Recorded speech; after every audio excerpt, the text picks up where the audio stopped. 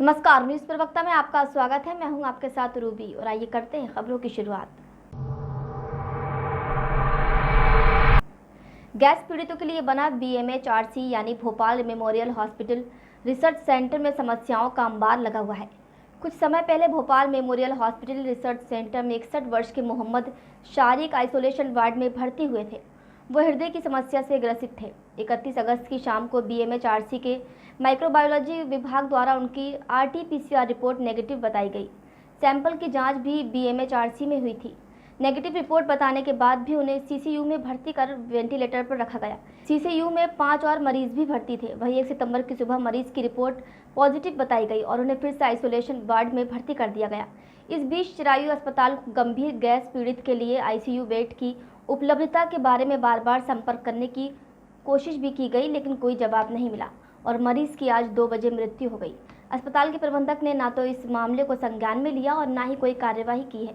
कल एक गैस पीड़ित भर्ती हुए BMHRC में जिन्हें कोरोना का सस्पेक्ट माना जा रहा था और उनकी जांच हुई और जांच की जब रिपोर्ट आई तो उसमें रिपोर्ट में नेगेटिव बताया गया क्योंकि वो हृदय रोग से ग्रसित थे। उन्हें CCU में भर्ती कर लिया गया और उनकी जब तबीयत ज़्यादा खराब हुई तो उन्हें वेंटिलेटर पर डाला गया और सुबह ही पता चलता है कि जो मरीज रात तक नेगेटिव थे वो पॉजिटिव हैं। अब इस स्थिति में ये बहुत ही गंभीर और संगीन मामला इसलिए है क्योंकि जो भोपाल मेमोरियल अस्पताल की प्रबंधक हैं डॉक्टर प्रभा देसिकान, वो उस विभाग की भी HOD हैं जिस विभाग की जिम्मेदारी है सही रिपोर्टिंग करना। पूर्व कैबिनेट मंत्री PC शर्मा का बयान आया है जिसमें शर्मा ने कहा कि JEE परीक्षा जो कल थी उसमें 30% विद्यार्थी नहीं बैठ पाए। सरकार ने कहा था कि निःशुल्क प्रशिक्षा केंद्र तक पहुंचाएंगे, जिसमें बहुत से परीक्षार्थी परेशान हुए हैं। कुल मिलाकर भारतीय जनता पार्टी का मैनेजमेंट फेल हो गया है। हमारी मांग है कि जो विद्यार्थी परीक्षा से वंचित रह गए हैं उन्हें एक बार फिर से मौका मिलना चाहिए। इसके साथ ही बीजेपी में महामंत्रियों की नियुक्ति पर शर्मा ने कहा कि सिंधिया खेमे से कोई नहीं लिया जाएगा, बस ये विधायक चुनाव लड़ेंगे और हारेंगे, फिर पूरा खेमा बीजेपी से बाहर हो जाएगा। PC शर्मा ने बीजेपी पर निशाना साधते हुए कहा कि कानून का उल्लंघन भारतीय जनता पार्टी के बड़े नेता कर रहे हैं। उन पर कोई FIR नहीं होती। भाजपा गणेश पंडाल लगाने की अनुमति नहीं देती है और गणेश विसर्जन के लिए कचरे की गाड़ियां भेज देती है। उनको निःशुल्क एग्जामिनेशन सेंटर तक पहुँचाएंगे और बहुत से ऐसे बच्चे भी पहुँच गए उसमें जो कोरोना पॉजिटिव थे। तो कुल मिला के जो मैनेजमेंट था और जो कहा था कि निःशुल्क करेंगे तो फेल होंगे। मैं समझता हूँ कि उन परीक्षाओं के लिए फिर से उनको मौका देना चाहिए जो इसमें चूक गए हैं। मध्य प्रदेश में 27 विधानसभा सीटों पर होने वाले उपचुनाव को लेकर कांग्रेस, बीजेपी सहित अन्य राजनीतिक पार्टियां सक्रिय नजर आ रही हैं। फिर से सत्ता पाने को उत्सुक कांग्रेस ऐसे में हर मुद्दों को लेकर सरकार पर लगातार हमले कर रही है।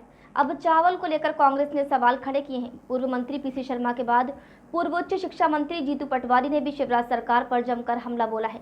प्रदेश कांग्रेस कार्यालय में चर्चा करते हुए उन्होंने कहा कि केंद्र की मोदी सरकार ने प्रदेश और मुख्यमंत्री शिवराज सिंह चौहान को एक मेडल और दिया है।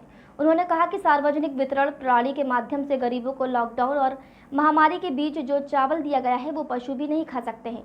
CM चौहान पर हमला बोलते हुए जीतू ने कहा कि मुख्यमंत्री ने प्रदेश के गरीबों को पशुओं की संज्ञा दे दी है और वे स्वयं टाइगर बनने की कोशिश कर रहे हैं। उन्होंने कहा कि स्वयं PM मोदी ने भी कहा है कि जो चावल पशु नहीं खा सकते वो शिवराज ने इंसानों को खिलाए हैं।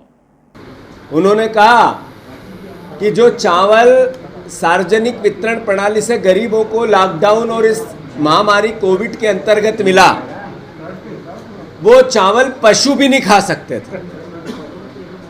प्रदेश के मुख्यमंत्री ने गरीबों को पशु की संज्ञा दे दी है, पशु जैसा समझा है और खुद टाइगर बनने की कोशिश में। और इधर जनपद रामपुर के थाना टांडा क्षेत्र में बीते दिनों 2 बदमाशों ने बलवीर की हत्या करके उसके शव को अब्बास नगर में छुपा दिया था। आज बलवीर के हत्यारों को पुलिस ने गिरफ्तार कर जेल भेज दिया है। पुलिस अधीक्षक शगुन गौतम द्वारा चलाए जा रहे अभियान के तहत हत्या के आरोपी उमेश और जयवीर को पुलिस ने लालपुर कला से गिरफ्तार कर लिया है। गिरफ्तार अभियुक्तों से पूछताछ में बताया गया कि अब्बास नगर के जंगल में बलवीर और दोनों आरोपी शराब पी रहे थे। इस दौरान किसी बात को लेकर कहासुनी हो गई थी, इसलिए रस्सी से गला दबाकर बलवीर की हत्या कर दी थी। ई रिक्शा पे 2 सवार व्यक्ति उसके साथ दिखे। उन 2 व्यक्तियों से जब पढ़ाई से पूछताछ की गई तो स्वीकार किया कि पीने खाने के चक्कर में इन लोगों ने गला दबा करके उसकी हत्या कर दी है। बुलेटिन में फिलहाल इतना ही। देश दुनिया की खबरों के लिए देखते रहिए न्यूज़ प्रवक्ता। नमस्कार।